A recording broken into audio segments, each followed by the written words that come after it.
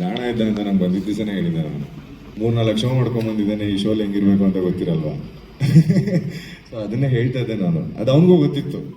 And ಇವನನ್ನ ದಡ್ಡ ಅನ್ಕೊಂಡವ್ರೆಲ್ಲ ಅವ್ರು ದಡ್ಡ ಆದರು, ಇವನು ಜಾಣ ಅನ್ಕೊಂಡವ್ರು ಅವ್ನ ಪಕ್ಕ ಬಂದು ನಿಂತ್ಕೊಂಡೆ ಅಷ್ಟೇ. ಹನುಮಂತು, ನಿಮಗೆ ಹೇಳ್ತಾ ಇದ್ರು ಜನ ಎಲ್ಲ, ಅಂದ್ರೆ ಇಲ್ಲಿ ಹೊರಗಡೆ ಚರ್ಚೆ ಆಗ್ತಾ ಇರುವಂಥದ್ದು, ಹನುಮಂತು ಮುಗ್ಧ ಅಲ್ಲ, ದಡ್ಡ ಅಲ್ಲ, ಜಾಣ ಅಂತ ಜನ ಹೇಳ್ತಾ ಇದ್ರು. ಸೊ ಈ ಮುಗ್ಧತೆ ಬಗ್ಗೆ ನಿಮ್ಗೆ ಎಷ್ಟು ಅರಿವಿತ್ತು? ನಾನು ಮುಗ್ಧ ಅನ್ನುವಂಥದ್ದ, ಜಾಣ ಅನ್ನುವಂಥದ್ದ, ದಡ್ಡ ಅನ್ನುವಂಥದ್ದ ಅಂತ ಕೇಳಿದಾಗ ನಿಮ್ಮೊಳಗೆ ಏನು ಉತ್ತರ ಕೊಡಬೇಕು ಅಂತ ಅನಿಸ್ತಾ ಇತ್ತು ಅಂತ? ನನಗೆ ಆ ಥರ ಏನು ಅನಿಸಿಲ್ರಿ. ಅವ್ರು ಯಾವ ಥರ ಅನ್ಕೊಂತಾರ ಅದಕ್ಕೆ ಸುಮ್ನೆ ಬಿಟ್ಟಿದ್ದೆ ನನಗೆ. ಈಗ ನೀವು ಸುಮಾರು ರಿಯಾಲಿಟಿ ಶೋಸ್ ಮಾಡಿದಿರಿ, ಸೊ ಬೇರೆ ಬೇರೆ ಕಡೆ ಓಡಾಡಿದಿರಿ. ಸೊ ಈಗ ನಿಮ್ಗೇನೋ ಬೇರೆ ಪ್ರಪಂಚ ಗೊತ್ತೇ ಇಲ್ಲ ಅನ್ನೋಂಥ ರೀತಿಯಲ್ಲಿ ತುಂಬಾ ವಿಷಯಗಳು ಆಯ್ತು. ಅದನ್ನ ಹೇಳ್ಬೇಕಾ ಬಿಡೋ ಗೊತ್ತಿಲ್ಲ, ಕೆಲವು ವಿಚಾರಗಳು ಇಲ್ಲ ನನ್ಗೆ ಗೊತ್ತೇ ಇಲ್ಲ, ಇಲ್ಲಿ ಹೋಗೇ ಇಲ್ಲ, ಇದು ನೋಡೇ ಇಲ್ಲ ಅನ್ನೋಂಥ ವಿಚಾರ ಇರ್ತದಲ್ಲ, ಅದನ್ನ ನೀವೇ ರೆಪ್ರೆಸೆಂಟ್ ಮಾಡ್ತಿದ್ರಾ ಅಥವಾ ನಿಜವಾಗ್ಲೂ ಗೊತ್ತಿರ್ತಿರ್ಲಿಲ್ವಾ ಅಂತ? ಎಸ್, ಎಕ್ಸಾಂಪಲ್ ವಾಶ್ರೂಮ್ ಆಗಿರ್ಬೋದು, ವೆಸ್ಟರ್ನ್ ಟಾಯ್ಲೆಟ್ ಆಗಿರ್ಬೋದು, ಈ ಥರದ ವಿಚಾರಗಳು. ಅದು ಪೈಖಾನಿದ ಖರೆ ಅಂದ್ರೆ ಹೇಳ್ಬೇಕಂದ್ರೆ ನಾನು ಮ್ಯಾಗ ಹತ್ತಿ ಕುಂದಿರ್ತಿದ್ದೆ ರೀ. ಅದು ಕುರ್ಚದ ಮ್ಯಾಗ ಕುಂತಂಗೆ ಹೇಳಂಗಿತ್ತ. ಅದಕ್ಕೆ ನಾನು ಕೇಳಾಕಷ್ಟ ನನಗೆ ಗೊತ್ತಾಗ್ಲಿಲ್ಲ.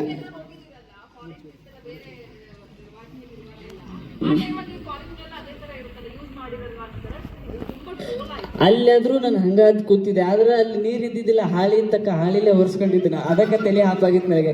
ಇಲ್ಲಿ ಮತ್ತೆ ಹಾಳಿಲೇ ಒರೆಸೋದೈತೆ ಅನ್ಕೊಂತ ಅದಕ್ಕೆ ಕೇಳಿದ್ನಕ್ಕ, ಹೊರತು ಬೇರೆ ವಿಷಯ ಏನಿಲ್ಲ. ನನಗೂ ಮ್ಯಾಗ ಹತ್ತಿ ಕುಂದ್ರದು ಗೊತ್ತಿತ್ತಕ್ಕ, ಅದ ನೀರಿಂದ ಸ್ವಲ್ಪ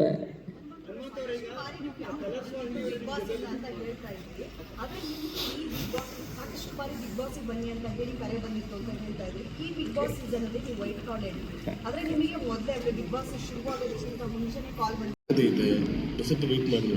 ಅಂದ್ರೆ ಸುದೀಪ್ ಸರ್ ಇರ್ತಾರಾ ಅಥವಾ ಅವ್ರನ್ನ ಹೊರತುಪಡಿಸಿದ್ರೆ ಯಾರನ್ನ ಆಯ್ಕೆ ಕಲರ್ಸ್ ಮುಂದಿರುವಂತದ್ದು ಅಂತ? ಆ ಥರ ಆಪ್ಷನ್ ಇಲ್ಲೇ ಇಲ್ಲ. ನಿಮಗೆ ಇವಾಗ ಸುದೀಪ್ ಸರ್ ಇಲ್ಲದೆ ಬಿಗ್ ಬಾಸ್ ಇನ್ವೈಟ್ ಮಾಡೋಕ್ಕಾಗತ್ತಾ? ಅಂದರೆ ಆಗಲ್ಲ. ಅಂದರೆ ಇವಾಗ ಶೋ ಏನು ಮಾಡ್ತೀವಿ ಅಂದರೆ ಜನಕ್ಕೆ ಏನು ಬೇಕೋ ಅದನ್ನು ಮಾಡ್ತೀವಿ. ಅಂದರೆ ಇವಾಗ ಈ ಶೋ ಜನ ಇಷ್ಟಪಡ್ತಾರೆ, ಸೊ ಅದಕ್ಕಾಗಿ ಈ ಶೋ ಮಾಡ್ತೀವಿ. ಹಿಂಗೆ ಮಾಡಿದ್ರೆ ಜನ ಇಷ್ಟಪಡ್ತಾರೆ, ಅದಕ್ಕಾಗಿ ಹಂಗೆ ಮಾಡ್ತೀವಿ. ಸೊ ಹಂಗೆ ಬಂದರೆ Sudeep sir is the most important person for Bigg Boss ಅನ್ನೋ ಥರ ಇದ್ದಾಗ ಆಬ್ವಿಯಸ್ಲಿ ಅವರೇ ಇರ್ತಾರೆ. ಬಟ್ ಇನ್ನು ಮತ್ತೆ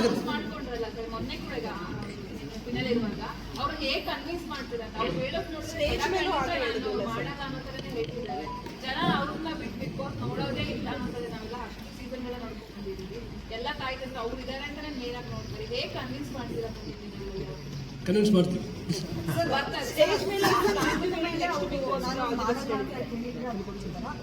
ಸೀಸನ್ ಮಧ್ಯದಲ್ಲೇ ಅವರು ಟ್ವೀಟ್ ಮಾಡ್ತಾರೆ, ಟ್ವೀಟ್ ಮೂಲಕ ನಾನು ಇಲ್ಲ ನೆಕ್ಸ್ಟ್ ಮಾಡಲ್ಲ ಅಂತ ಹೇಳ್ತಾರೆ. ಏನು ಕಾರಣ ಆಯ್ತು ಅಂತ? ಯಾಕಂದ್ರೆ ಹೇಳೋದಕ್ಕೆ ಯಾಕೆ ಕಾರಣ? ಏನಾದರೂ ಇನ್ಸಿಡೆಂಟ್ ಹೇಳತ್ತಾ?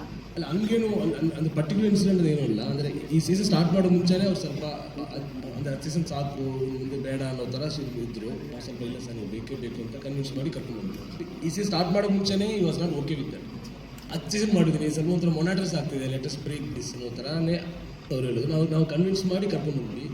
ಈ was not convince. May be ನಾವು ಮತ್ತೆ ಇನ್ನೊಂದ್ಸಲಿ ಮಾತಾಡ್ತೀವಿ, ವಿಲ್ ಸಮಥಿಂಗ್ ಇಲ್ಲ ಸಮಥಿಂಗ್ ಫಸ್ಟ್.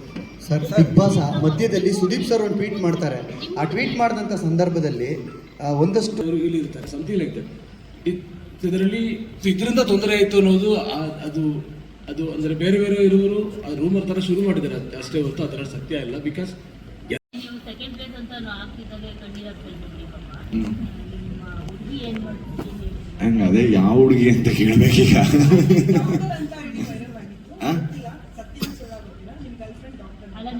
ನನ್ನ ಗರ್ಲ್ ಫ್ರೆಂಡ್ ಡಾಕ್ಟ್ರಾ? ನನಗೂ ಗೊತ್ತಿಲ್ಲ. ಅದೇ ಅವ್ರ ಅಮ್ಮ ಅಪ್ಪ ಬರ್ದಿದ್ ಲೆಟ್ರಲ್ಲೇ ಇತ್ತು ಪಣ್ಣಿಕುಟಿ ಅಂತ.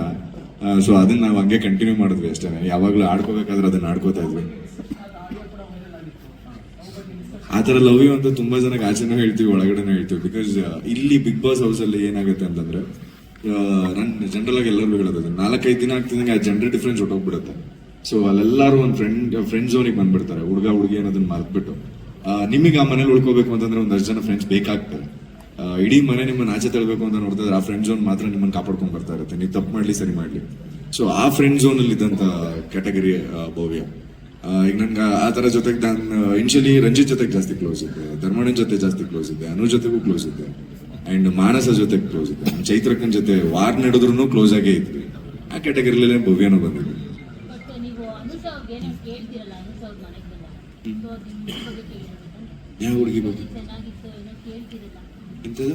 ಅನುಷ ಅವ್ರಿಗೆ ಏನೋ ಬಂದ ತಕ್ಷಣ ಮಾತಾಡ್ತಿರಲ್ಲ, ನೀವು ಚೆನ್ನಾಗಿತ್ತ ಅಂತ ಡೆಲಿವರಿ ಚೆನ್ನಾಗಿ ಆಯ್ತಾ ಅಂತ. ಡೆಲಿವರಿ ಏನೋ ಕೇಳ್ತೀರಾ ಒಟ್ಟಲ್ಲಿ ನೀವು ಅವ್ರಿಗೆ. ನೀವು ಕೇಳಿಸ್ಕೊಂಡಿರೋದೇ ಕರೆಕ್ಟಾಗಿ ಕೇಳಿಸ್ಕೊಂಡಿಲ್ಲ. ಮತ್ತೊಂದು ಅಷ್ಟೇ. ಹಾಂ, ಸೊ ಜೊತೆಗೆ ನೀವು ಮತ್ತೆ ಭವ್ಯ ಅವ್ರದ್ದು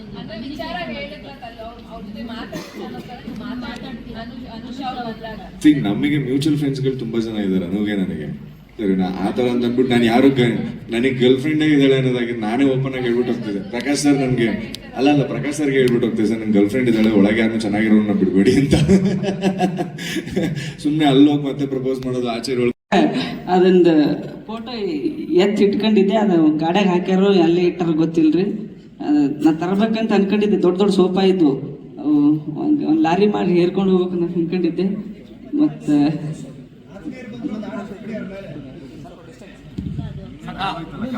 ಡೈರೆಕ್ಟ್ರೆ ಪ್ರಕಾಶ್ ಸರ್, ಡೈರೆಕ್ಟ್ರೆ ಪ್ರಕಾಶ್ ಸರ್, ಅನ್ನುವಂಥ ಮಾಹಿತಿ ಒಂದಿಷ್ಟು ಹೊತ್ತು ಶೋ ಕೂಡ ಸ್ವಲ್ಪ ಸ್ಟಾಪ್ ಮಾಡಿ ಅಂದ್ರೆ ಡಿಸ್ಕಷನ್ ಆಗುವಂತ ಹಂತಕ್ಕೆ ಬಂದಿತ್ತು ಅನ್ನುವಂಥದ್ದು. ಇಂತಹ ಪರಿಸ್ಥಿತಿಗಳನ್ನ ಹೆಂಗೆ ನಿಭಾಯಿಸಿದ್ರಿ? ಆ ರೀತಿ ಪ್ರೆಷರ್ ಇತ್ತ ಅನ್ನೋಂಥದ್ದು. ಶೋ ಸ್ಟಾಪ್ ಮಾಡಿ ಸರ್.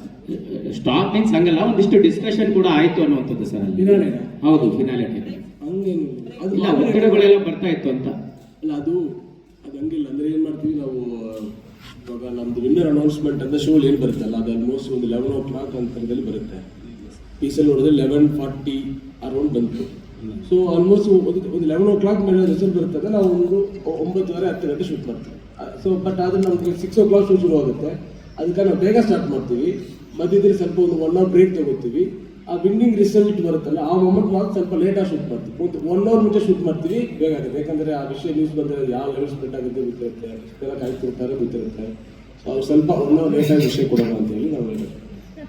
ಹನುಮಂತ ಅವರೇ, ಒಂದು ಈಗ ತುಂಬಾ ಜನ ಒಳಗಡೆ ಬಂದಿರೋಂಥವ್ರಿಗೆ ಸ್ನೇಹಿತರಿದ್ರು, ಅವ್ರವ್ರ ಪರಿಚಯ ಇತ್ತು ಅಂದ್ರೆ ಆ ಮನೆಯಲ್ಲಿ, ಓಕೆನಾ?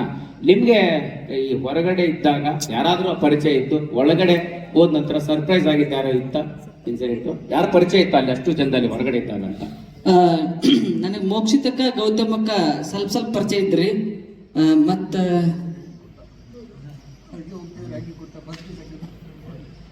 ಹಂಗಾಗಿ ಅಷ್ಟ ಫಸ್ಟ್ ಪರಿಚಯ ಇದ್ರಿ. ಹೌದು, ಮಾನಸಕ್ಕನೂ ಇದ್ಲ ರೀ. ರಜತ್ ಅವರೇ ಸರ್ ನಮಸ್ತೆ. ಈ ಕಡೆ ಪಾರ್ಟಿ ಸಾರಿ ಸರ್, ಇನ್ನೊಂದ್ಸತಿ ರಿಪೀಟ್ ಮಾಡಲ್ಲ. ಸಾರಿ ಎವ್ರಿಬಡಿ. ನೈಟು ಅದೇ 70 ದಿವಸ ಆಗಿತ್ತಲ್ಲ ಸರ್, ನಮಗೂ ಕಾತ್ರ ಇತ್ತು. ಹೋಗ್ತಿದ್ದಂಗೆ ಎಣ್ಣೆ ಹೊಡಿಯೋಕ್ಕೆ, ಸೊ ಅದಕ್ಕೇನೆ ತುಂಬ ದಿವಸ ಆಗಿತ್ತು. ನಾವು ಒಂದು ಚಿಕ್ಕ ಪಾರ್ಟಿ ಮಾಡಿಕೊಂಡು, ಸೊ ಇದೊಳಗೆ ಲೇಟ್ ಆಗುತ್ತೆ. ಸಾರಿ, ನಮ್ಮ ಬಾಸ್ ಅಲ್ಲ ಸರ್, ಅದಕ್ಕೆ. ಏನಿಲ್ಲ ಸರ್, ಒಂದು ವಿಷಯನ 100 ಥರ ಡಿವೈಡ್ ಮಾಡೋಳು, ಅದಕ್ಕೆ ನನಗೆ ಅದು ಆಗಲ್ಲ. ಸೊ ಆ ವಿಷಯಕ್ಕೆ ನನಗೂ ಅವಳಿಗೂ ಜಗಳ ಆಗ್ತಾ ಇದ್ದೆ ಹೊರತು ನನ್ನ ಬಾಸ್ ಒಂದು ಸುಮ್ಮನೆ ರೇಗಿಸ್ತಾ ಇದ್ದೆ ಅಷ್ಟೇ. ಯಾಕಂದ್ರೆ ನಾನು ಅವಾಗಲೇ ಡಿಸೈಡ್ ಆಗ್ಬಿಟ್ಟಿದ್ದೆ, ಅವಳನ್ನ ಕಳಿಸ್ಬಿಟ್ಟು ನಾನು ಆಚೆ ಆಗೋದು ಅಂತ, ಅಷ್ಟೇ, ಇನ್ನೇನಿಲ್ಲ.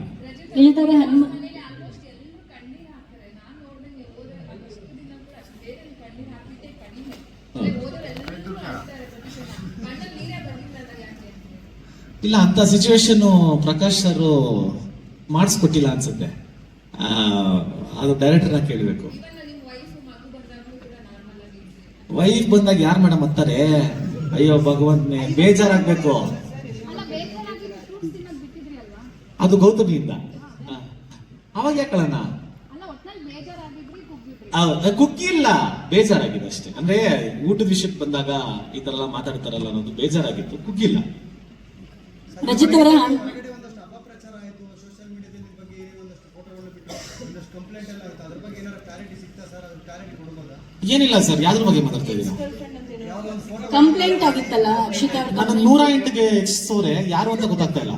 ಸರ್, ಯಾವುದೋ ಎಕ್ಸ್ ಗರ್ಲ್ ಫ್ರೆಂಡ್ ಅಂತ ಸಿಕ್ಕಾಪಟ್ಟೆ ವೈರಲ್ ಆಗಿತ್ತು. ಅಕ್ಷಿತಾ ಅವರು ನಿಮ್ಮ ಮಿಸ್ಸಸ್ FIR ಕೂಡ ಮಾಡಿಸಿದ್ರು. ಸೊ ಅದು ಮತ್ತೆ FIR ರಿನಿವಲ್ ಸಹ ಆಗಿತ್ತು. ಐ ಥಿಂಕ್ 16th ಅಂತ ಅನ್ಸುತ್ತೆ. ಸೊ ಏನ್ ಹೇಳ್ತೀರಾ ಅದ್ರ ಬಗ್ಗೆ? ಅವರಂತೂ ಕ್ಲಾರಿಫಿಕೇಶನ್ ಕೊಟ್ಟಿಲ್ಲ ನಿಮ್ ಮಿಸ್ಸಸ್. ನೀವು ಬಂದ್ಮೇಲೆ ಕ್ಲಾರಿಫಿಕೇಶನ್ ಕೊಡ್ತೀನಿ ಅಂತ ಅಂದ್ರು. ನಾವು ಕೇಳಿದಾಗ ನೀವೇನ್ ಹೇಳ್ತೀರಾ ಸರ್? ನನ್ನ ಎಕ್ಸು, ನನ್ನ ಲೈಫ್, ನನ್ನ ಜೀವನ. ಬಟ್ ಅದು FIR ಆಗಿ ಸಿಕ್ಕಾಪಟ್ಟೆ ವೈರಲ್ ಆಗಿತ್ತು ಸೋಷಿಯಲ್ ಮೀಡಿಯಾಕ್ಕೆ. ಅದಕ್ಕೋಸ್ಕರ ನಿಮ್ಗೆ ಕೇಳ್ತಿದ್ವಿ, ಆಸ್ ಎ ನೀವು ಸೆಲೆಬ್ರಿಟಿ ಅಂತ ಹೇಳಿ. ಆಗ್ಲಿ, ತೊಂದ್ರೆ ಇಲ್ಲ. ನನ್ನ ಪರ್ಸನಲ್ ಲೈಫ್ ಅದು. ನನ್ನ ಎಕ್ಸು, ನನ್ನ ಲೈಫು, ನನ್ನ ಹೆಂಡತಿ ನಾನು ನೋಡ್ಕೊತೀನಿ. Thank you. ಹನುಮಂತ್ ಅವರು ಪ್ರಕಾಶ್ ಸರ್ ಫಿನಾಲಿಯಲ್ಲಿ ನೀವೊಂದು ಮಾಡ್ತಾ ಇದ್ವಿ, ಇಲ್ಲ ಹನುಮಂತು ಬೇರೆ ತರ ರಿಯಾಕ್ಟ್ ಮಾಡ್ತಾನೆ, ಅದೆಲ್ಲ ಏನಿಲ್ಲ. ಹನುಮಂತು ನಮ್ಗಿಂತ ಕರಾವಾಗಿ ರಿಯಾಕ್ಟ್ ಮಾಡ್ತಾನೆ, ಅದು ಗೊತ್ತಾಗಲ್ಲ ಅಷ್ಟೇ. ಗೊತ್ತಾಗುತ್ತೆ, ಆದ್ರೆ ನೀವು ಸೈಲೆಂಟ್ ಆಗಿರ್ತೀರಾ. ಮತ್ತೆ ಹನುಮಂತು ಎದ್ರು ಗಾಂಧೀಜಿ ನಿಂತ್ರು ವಿನ್ ಆಗ್ತಿರಲ್ಲ ಅಂತಂದ್ರೆ ಆ ಕರ್ನಾಟಕದಲ್ಲಿ ಹೌದೌದು. ಅಲ್ಲ ಏನಕ್ಕೆ ಏನಕ್ಕೆ ಹಂಗ ಅನಿಸ್ತು ನಿಮ್ಗೆ? ನನಗನ್ಸಿದ್ದು ಅಂದ್ರೆ ಗಾಂಧೀಜಿ ನಿಂತಿದ್ರು ಹನುಮಂತು ಮುಂದೆ ಅವನೇ ಗೆಲ್ಲೋನು. ಅದ್ ಹೆಂಗೆ ಪವರ್ ಏನಿದೆ ಹನುಮಂತ್ ಅವ್ರಿಗೆ? ಅದೇನೋ ಗೊತ್ತಿಲ್ಲ ಮೇಡಮ್, ಆರಾಮಾಗಿ ಅವನು ಇವಾಗ ನೋಡ್ರಿ ಎಕ್ಸಾಂಪಲ್ ತುಂಬಾ ಕ್ಲಿಯರ್ ಆಗಿ ಹೇಳ್ಬೇಕು ಅಂದ್ರೆ, ಎಂಟರ್ಟೈನ್ಮೆಂಟ್ ಅಂತ ಬಂದಾಗ ನಾನು ಒಳ್ಳೆ ಡ್ಯಾನ್ಸರು, ಒಳ್ಳೆ ಪರ್ಫಾರ್ಮರು, ಒಳ್ಳೆ ಕಮಿಡಿಯನ್ನು, ಒಳ್ಳೆ ಆಕ್ಟರು, ಒಳ್ಳೆ ಇವಾಗ ರಿಯಾಲಿಟಿ ಶೋಗೆ ಏನೇನು ಬೇಕು ಅಂತ ಎಲ್ಲಾ ಅದ್ಭುತಗಳನ್ನ ಕೊಡುವಷ್ಟು ತಾಕತ್ತಿರೋನು ನನಗೆ ಅಂತ ನಾನು ಅನ್ಕೊಂಡಿದ್ದೀನಿ. ನನ್ನ ಪ್ರಕಾರ ಎಷ್ಟಾಗುತ್ತೋ ಅಷ್ಟು ಮ್ಯಾಕ್ಸಿಮಮ್ ನಾನು ಕೊಟ್ಟಿದ್ದೀನಿ. ಗೆಲ್ಸಿದ್ರೆ ನನ್ನ ಅವ್ರಿಗೆ ಅವರು ಸುಪೀರಿಯರ್, ಅವ್ರಿಗೆ ಅದಕ್ಕೆ ಹೇಳಿ ನಾನು ನನಗಿಂತ ಸುಪೀರಿಯರ್ ಹನುಮಂತು. ಇವಾಗ ಹನುಮಂತ್ ಅವರು ಪಂಚೆ ಮತ್ತೆ ಶರ್ಟ್ ಹಾಕೊಂಡು ಸಿಂಪಲ್ ಆಗಿ ಕಾಣಿಸ್ತಾರೆ. ಹೌದು. ಗಾಂಧಿ ತಾತ ಇನ್ನು ಕಚ್ಚೆ ಪಂಚೆ ಮತ್ತೆ ಶೆಲ್ಲಿ ಹಾಕೊಂಡಿರ್ತಾರೆ. ಹೌದು ಅವ್ರು ಇನ್ನೂ ಸರಳ ಅಲ್ವಾ? ಹೌದು ಹೌದು ಹೌದು. ಅದು ಕರ್ನಾಟಕದಲ್ಲಿ ಇವನೇ ಗೆಲ್ಲೋನು, ಗಾಂಧೀಜಿ ಗೆಲ್ತಿರ್ಲಿಲ್ಲ. ಬಡವ ಆಮೇಲೆ ಹಳ್ಳಿ ಹುಡುಗ ಅಂತ ಹೇಳಿ ಸಿಂಪತಿಯಿಂದ ಜನ ಓಟ್ ಹಾಕಿದ್ದಾರೆ, ಸಿಂಪತಿಯಿಂದ ಗೆಲ್ಸಿದ್ದಾರೆ ಅಂತೆಲ್ಲ ಕಾಮೆಂಟ್ಸ್ ಬರ್ತಿದೆ. ಅದಕ್ಕೆ ಏನ್ ಹೇಳ್ತೀರಾ? ಏನಿಲ್ಲ, ಅವನಿಗೂ ಟ್ಯಾಲೆಂಟ್ ಇದೆ.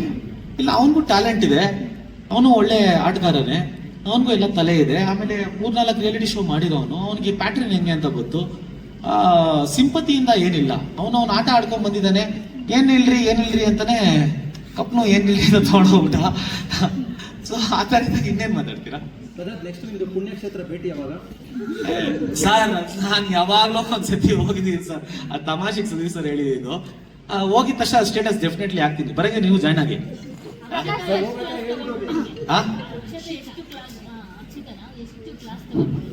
ಕ್ಲಾಸ್ ತಗೊಂತಾಳೆ ಏನು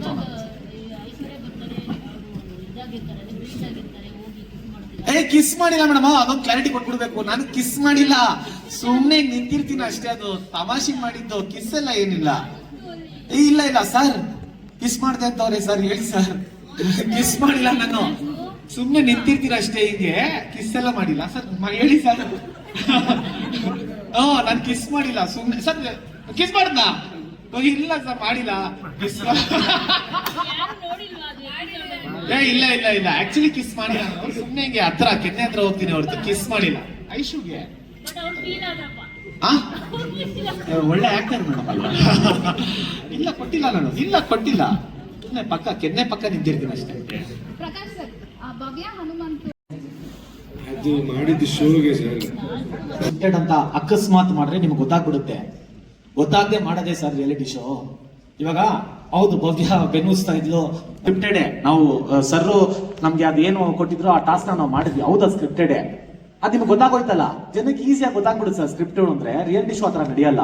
ಹನುಮಂತು ಇಲ್ಲಿ ವಿನ್ನರ್ ಆಗಿರಿ, ಎಲ್ಲಿ ಟ್ರೋಫಿನ ತಂದಿರಲ್ಲ, ಎಲ್ಲಿ ಇಟ್ಟಿರಿ?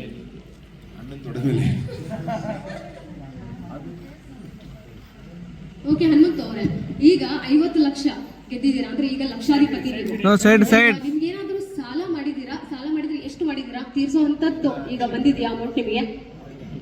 ಸಾಲಾಗಿಲ್ಲ, ಏನ್ ಮಾಡಿದ್ವಿ ಯಾರಂದ್ರೆ ನಿನಗೆ ಹಂಗ ಕೇಳಿಂದ ಇಲ್ಲಕ್ಕ ಹಂಗೇನಿಲ್ಲಕ್ಕ. ನಾನು ಇಲ್ಲಿ ಮನ್ಯಾಗ ಬಂದು 3 ತಿಂಗಳು ಉಳಿದಿಂದಾಗ ಕಟ್ಟಿಲ್ಲ, ಅದಷ್ಟ. ಮತ್ತೆ ಅವ್ರಿಗೆ ಮನೆಯಲ್ಲಿ ಉತ್ತರ ಕನ್ನಡ ರೊಟ್ಟಿ ಚಟ್ನಿ ಮಿಸ್ ಮಾಡ್ಕೊಂಡ್ರ? ಜಗ್ಗ ನಾವು ಹೇಳಕ್ ಆಗಲ್ಲ. ಸರ್ ಕೊಡೋದ್ರು ಕೊಡ್ತಿದ್ದಿಲ್ಲ. ಆಟ ಆಡಬೇಕು, ಗೆಲ್ಲಬೇಕು, ಎತ್ತ ತಗೋಬೇಕು, ಸಂತೆ ಮಾಡಬೇಕು, ಊಟ ಮಾಡಬೇಕು, ಹಂಗಿತ್ತು.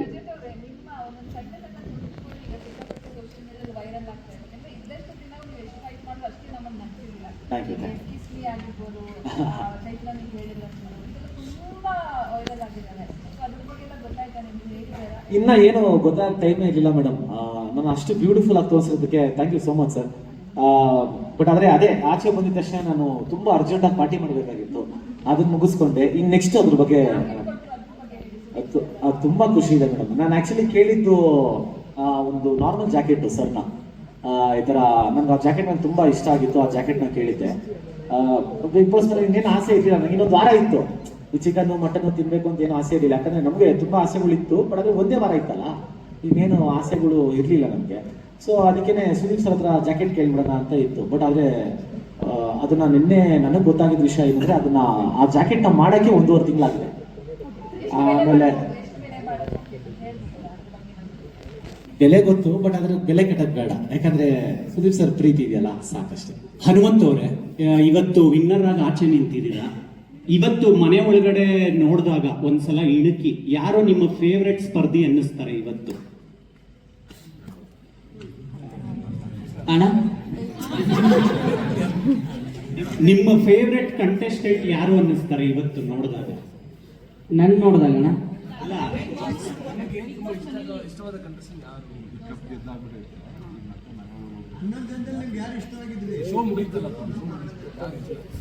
ಅಲ್ಲ, ಹೊರಗೆ ಬಂದು ನೋಡಿದಾಗ ಎಲ್ಲರೂ ಇಷ್ಟ ಆದ್ರೆ, ಮೊಬೈಲ್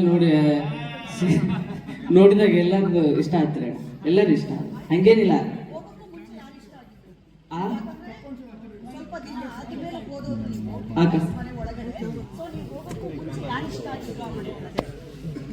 ಅದಕ್ಕೆ ನಾನು ಹೋಗೋಕ್ಕಿಂತ ಮುಂಚೆ ನೋಡ್ಕೊಂಡು ಹೋಗಿದ್ದಿಲ್ಲ. ಅಲ್ಲಿ ಹೋಗಿದ್ದಾಗ ಗೊತ್ತಿತ್ತು ಮೋಕ್ಷಿತಕ್ಕ, ಗೌತಮಕ್ಕ, ಇನ್ನೊಬ್ರೆ ಮಾನ್ಸ